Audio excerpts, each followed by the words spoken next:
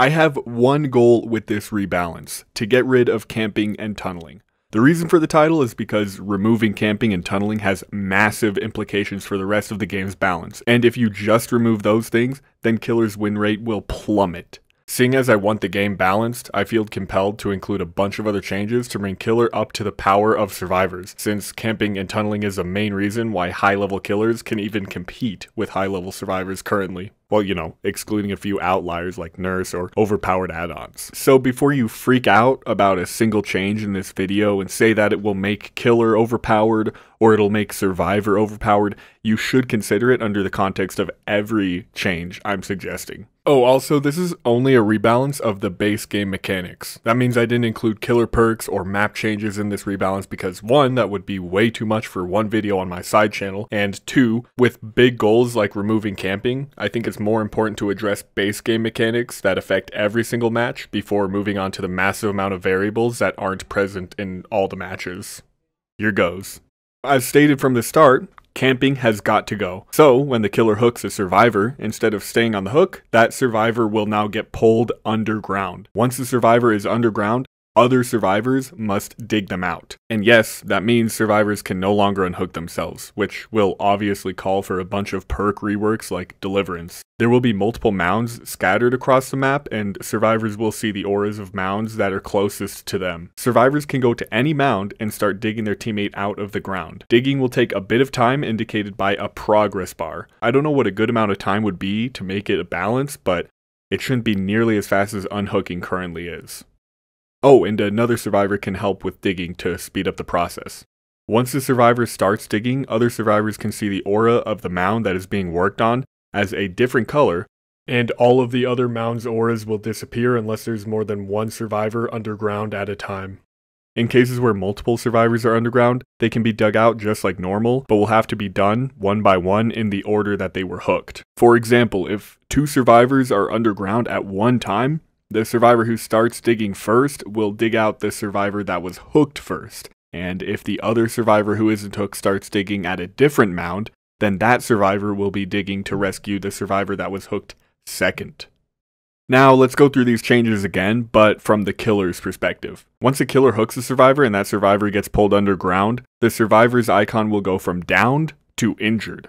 Yes, that's right, the killer will no longer see a hooked icon for any survivors.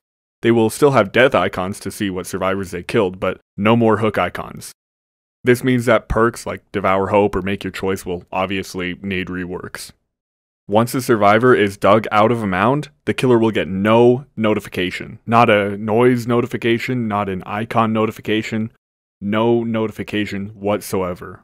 Survivors who are digging also have their auras hidden. This way, killers with aura reading perks will not know where a survivor is being dug up. When I said the goal was to remove hook camping, I actually meant it. Oh, and also, hooks no longer break when survivors die on them. That's just an ancient mechanic that will no longer be necessary because survivors can unhook other survivors anywhere across the map, not just at that single hook, so why would we want to keep that in the game? So, no reason for survivors to break hooks when they die on them. Seeing these changes will probably make you come to the conclusion that killers will no longer hook survivors and they'll just make them bleed out on the ground instead because, you know, they can defend people on the ground, but I've accounted for that. All survivors can now pick themselves up from the dying state. No perk required. Luckily, Behavior already tried demoing these changes, so even though I've had these changes in my head for a long time before that PTB, it'll be more palatable for you guys because Behavior already showed the potential of it. Oh, and the other changes that they made in that PTB, like the Mori stuff, I'll assume is also implemented alongside my changes, so take that into account with this video.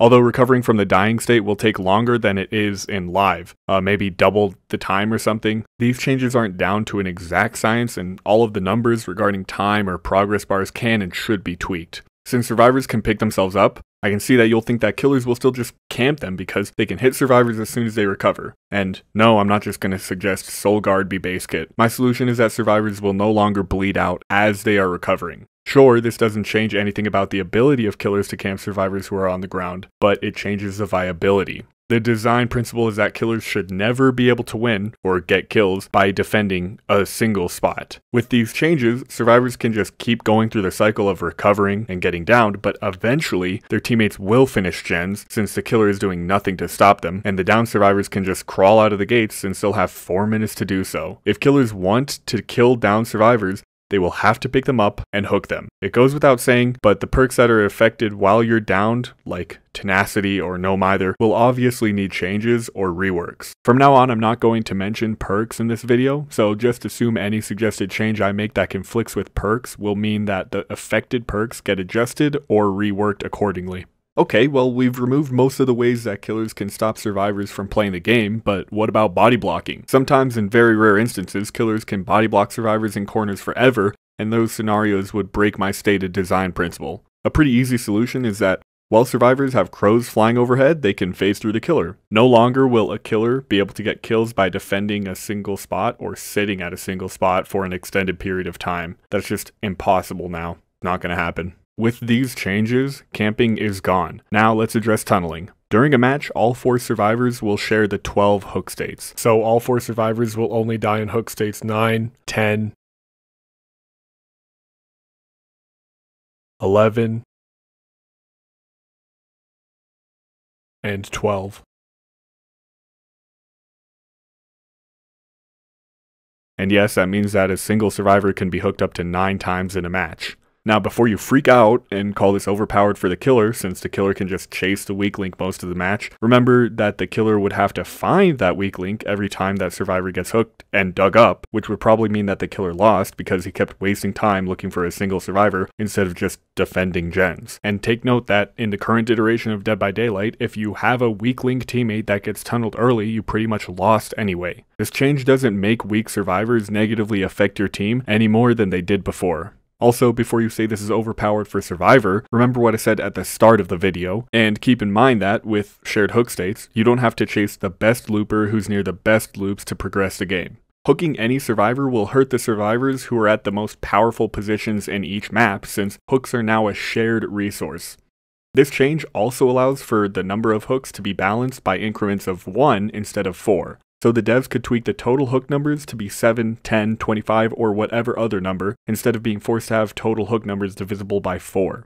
Okay, so when survivors are underground, what happens with the hook states? Like, what's the relationship there? Just like before, they'll chug through hook states if they're not rescued fast enough. Also, the hook state timer will be faster than it is now, which is 60 seconds. Maybe twice as fast or something, since survivors aren't spending a lot of time walking to mounds, as they're always located nearby. Oh, and struggling skill checks are no more. When survivors are pulled underground, they'll spectate other survivors until they're rescued or killed. Hook camping is impossible. Survivors can't be tunneled out after just 3 hooks, and they can also recover from the dying state. So what does the killer get to compensate for all of these survivor buffs? Well, killer gets Ruin as base kit.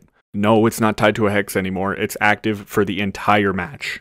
And again, as with a lot of other changes, the numbers could be tweaked for how much it passively regresses gens. Regressing generators no longer spark, which means you won't get free info by looking at generators to see if they're sparking or not. Gens can still be kicked, and they'll spark like before until survivors get back on them. So sparking generators aren't indicators that those gens are regressing, just that they've been kicked. With Ruin base kit, the strategy to 3-gen will become oppressive and overpowered, and there are some cases where it's already like that right now. So once the 3rd generator has been completed, the 2 generators that were completed first will break and they'll need to be repaired again. But that doesn't mean that you need to repair 2 more generators, that just means that you have 2 more generators able to be repaired. So basically, when there's 2 generators left for survivors to complete, there will be 6 gens on the map. No more 3-genning. Killers will actually have to chase survivors and not just patrol between 3 close gens that regress back to 0 every time survivors are forced to get off of them. Oh, and speaking of chases, killers are going to be stronger, and a lot of them with this upcoming change. The killer's red stain is now removed forever. I know that in the current version of DBD you can just moonwalk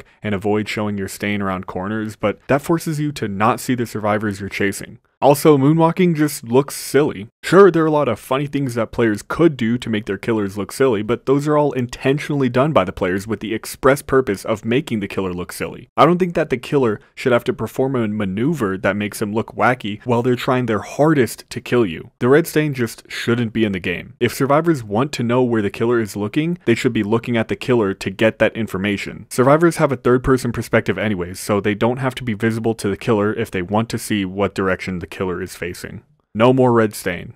Last compensation buff for killers is that the exit gate levers regress now. They'll do it pretty fast, kind of like hemorrhage fast. Survivors can no longer have the best of both worlds by 99ing exit gate levers. As a survivor, you could just stand by the lever and keep pulling it to keep the progress bar close to 99%, but eventually the killer will get close and force you to choose to open it or to let it go and run away, thereby making it regress to 0. By its nature, Dead by Daylight operates where the killer gets stronger as the match progresses because of a multitude of factors like killer powers gaining strength and survivors losing resources. But once gens are completed, survivors have the advantage usually, and that doesn't sit right with me. So with exit gate levers regressing, endgame collapse will happen a lot more often and give killers the endgame pressure that they deserve. Alright, that's all of my suggested base game changes, so let's look at an overview of this rebalance. When hooked, survivors get pulled underground where they can be rescued by other survivors at multiple spots. Hooked survivors' status icon will appear as injured to the killer. Killers will get no notifications when survivors are dug up. Hooks no longer permanently break. Survivors can pick themselves up from the dying state, although it'll take longer. Survivors will no longer bleed out while recovering from the dying state. Survivors lose collision when they have crows flying over their heads. Hook states are shared between all 4 survivors in a match. Hook state timers are shorter. Generators regress by default when they aren't being repaired.